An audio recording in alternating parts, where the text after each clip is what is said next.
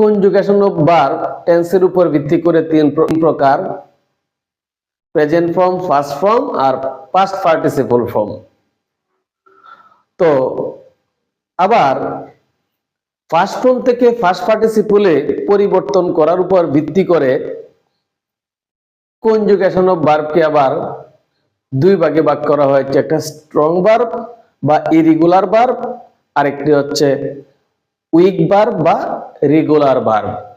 তাহলে আমরা আলোচনা করতে পারি যে ভার্বের ফার্স্ট ফর্ম এবং পাস্ট পার্টিসিপল ফর্ম গঠনের জন্য ভার্বের মূল অংশে ভাওয়েল সাউন্ড পরিবর্তন হয় এবং শেষে ইডিটি যুক্ত হয় না, তাকে স্ট্রং ভার্ব বা ইরেগুলার ভার্ব বলা হয়ে থাকে।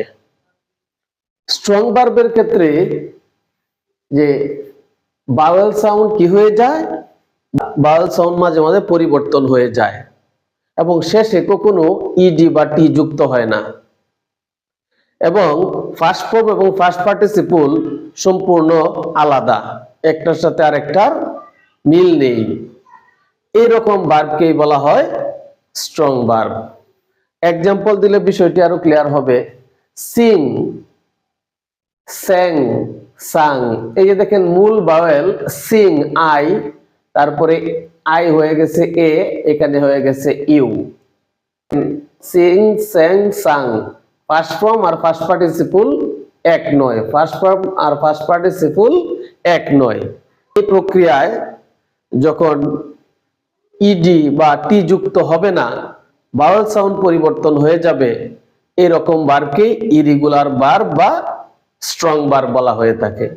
এক্সাম্পল যদি আমি খেয়াল করি, দেখেন প্লে, প্লেড, প্লেড। দেখেন এখানে ভাওয়েলের কোনো পরিবর্তন হয়নি, বরং ইডি যুক্ত হয়ে গিয়েছে। এখানে আরেকটা বিষয় খেয়াল করা যায় বা লক্ষ্য করা যায়, দেখেন এটার ফার্স্ট ফর্ম এবং পাস্ট পার্টিসিপল একই, কিন্তু স্ট্রং ভার্বের ফার্স্ট ফর্ম এবং ফার্স্ট পার্টিসিপল ভিন্ন। Sand, sand, sand. দেখেন এখানে ভাওয়েলের কোনো পরিবর্তন হয় নাই, বরং শেষে ডি উঠে গিয়ে টি যুক্ত হয়েছে। বিল্ড, ইউ আর আই, এই দুইটা ভাওয়েলই ঠিক রয়েছে, কিন্তু দেখেন ডি উঠে গিয়ে টি যুক্ত হয়েছে। এই ভার্বকেই বলা হয় উইক ভার্ব বা ইরেগুলার ভার্ব।